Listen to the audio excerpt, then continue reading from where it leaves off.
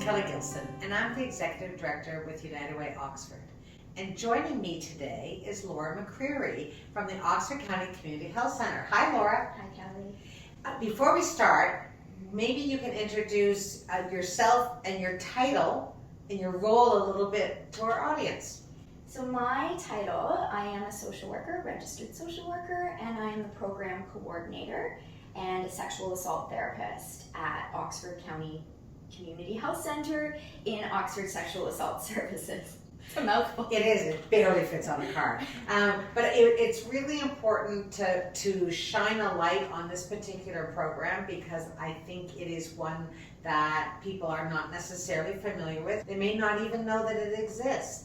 And this is an incredibly important program, and B, one that is really evolving and growing to try and better meet the needs, sadly the growing needs. So Laura, can you actually tell us a little bit about what the work you do is?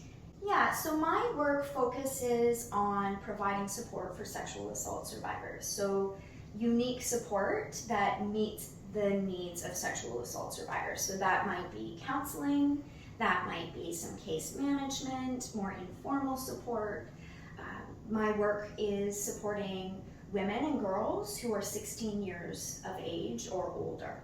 We have a hope to expand that to all genders and all ages in the future. That is a primary goal of our program.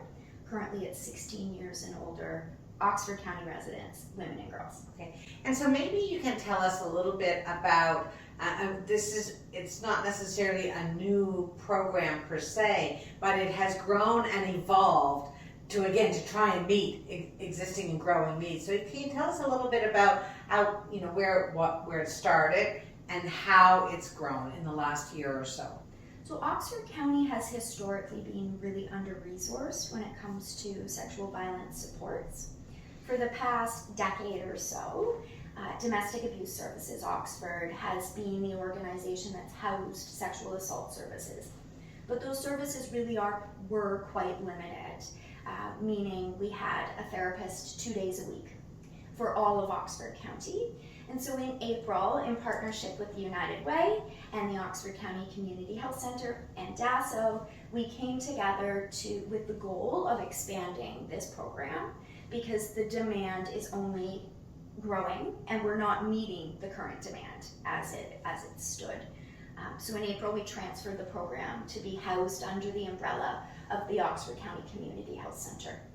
And by expanding that way, and I know that there's still hope to expand even further to really more adequately meet need, but by moving over to the Community Health Center, it opens up opportunities for different locations in the county and sort of easier, more accessible access, doesn't it? Absolutely. It's really the wraparound model of the Oxford County Community Health Center that works very well for the sexual violence program that we would like to see in Oxford County. With the varied programs and services that the health center already has, having an embedded sexual violence service within that model, it just makes sense. It just makes sense for where we want to see this program go in the future. And can you tell us a little bit about the kinds of situations that would bring someone to your door? So what would have happened in someone's life where they would call? Yeah, so my program is broad in nature. So when I'm saying sexual violence, that means it could mean sexual assault, it could mean sexual harassment, it could mean sexual abuse that somebody experienced as a child. It's any form of sexual violence. And not only do survivors reach out directly, that's most common, but sometimes I get calls from parents, I get calls from teachers, I get calls from community partners who are supporting an individual already and want specifically sexual violence material. So how to navigate systems, what court might look like, what does forensics look like immediately after an assault. Mm-hmm. Forensics meaning evidence collection. Right, okay. And for people who have not navigated systems, and it doesn't matter what the system is, systems by nature are really hard to navigate. And that much worse when you're in crisis, when you're in trauma, when things are not going well at all. So the fact that you are able to now expand this program a little bit and build the case, that was one of the really exciting things for us. The need is there. This helps build the case for sustainable funding, because as a community, we really do not have anywhere near adequate funding for this kind of program, do we? Not at all. The last I looked, when we compare ourselves to our neighboring communities, so Brant County, for example, their sexual assault center currently staffs 6 full-time equivalent people, and some of that programming is specifically for men. In Oxford County, we currently have 3 days a week for one person. The populations between Brant County and Oxford County, similar. And that's not even the full picture, because there's other services in Brant County that meet that need as well, that we also don't have in Oxford. The need is there, and the need is only growing. Unfortunately, sexual violence rates are only going up. And so you've seen a trend, not an Oxford trend, sadly this is a trend all over, but you've actually seen a trend upwards through the pandemic, haven't you? Absolutely, yeah. And specifically with youth, the populations of youth in our community are being disproportionately impacted by sexual violence. The pandemic really worsened that. And I think there's this misconception, especially as we reflect back over the last few years, that at least people were safe at home. That we couldn't be out, it wasn't maybe safe to go to different locations, etc., for fear of COVID and crowds and all of those things. But it's a misconception that everyone is safe at home, correct? Yeah, home was not safe for everybody. Mm-hmm. And I think for our youth populations, the isolation that they experienced really had an impact on their vulnerability as well. And so when we think about the fact that you are now able to provide service, you were always serving the county, but now with this expanded service and some extra funding specifically for transportation. So you can go to people can come to you. But why does that really matter? So for people who think, well, maybe they could go nearby, but staying in Oxford and having services in Oxford is really critical for folks, isn't it? Absolutely. We need Oxford County services for Oxford County people. Oxford County has unique needs, as every community does. Right. So we need a model that meets the needs of our community. For example, our rural populations. We are a large community. So we need access to transportation, and we need services that are specifically for Oxford County residents. Mm-hmm.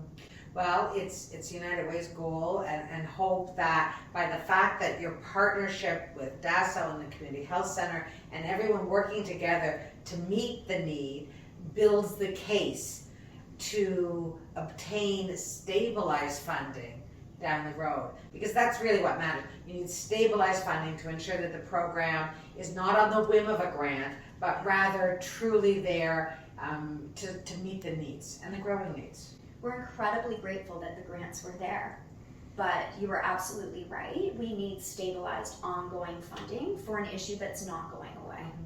And so that's where United Way, one of the things that we really pride ourselves on is knowing the needs in the community and knowing where the gaps are and being able to step in and fill that until other opportunities come along. And so it's been a pleasure for us to invest in this work because we know it really matters. It's making a difference. Every dollar is making a difference in real people's lives, day in and day out. That's excellent. And we can do this because our community is so generous and they invest in us. They know that we invest wisely, and this is a perfect example of a wise investment that has great impact on people's lives. And it gives people hope, right? Hope for the future, because I think that's an important piece. Yeah, we are incredibly hopeful. We need to be realistic that this is an issue that needs addressing, and it's everybody's responsibility to shoulder this and protect the people in our community that need protecting. But we're incredibly hopeful for where this program is going in the future. We're looking at really innovative solutions to an issue, and we're so excited to see where this is going to go. Oh, well, that is wonderful. And thank you so much for sharing with us today, to help, for letting people know that service is there. And I think also, not just for the people who are personally dealing with sexual violence and sexual assault, that's obviously the most important, but also for loved ones or for family members or others, other supporters who are trying to offer assistance or trying to gain more information. So you are really our one-stop shop for information in this area, and it's an important issue that we can't turn a blind eye to. Absolutely. Because it's here and it really matters. And so together we can shine a light on this, and we can really talk about the impact this has. And you know, for us, it is really about building strong communities and healthy people. And this is a perfect example of, this takes a community, it takes our village to come together to help people in need, in their crisis.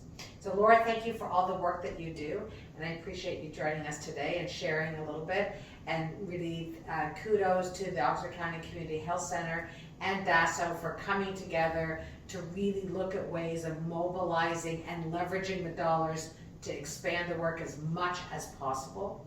And I welcome our audience to stay tuned. We have upcoming episodes with other community partners and funded organizations to learn more about their programs, their services, and United Way's investments to help meet some of those existing or emerging needs that impact really our entire community. So thank you for joining.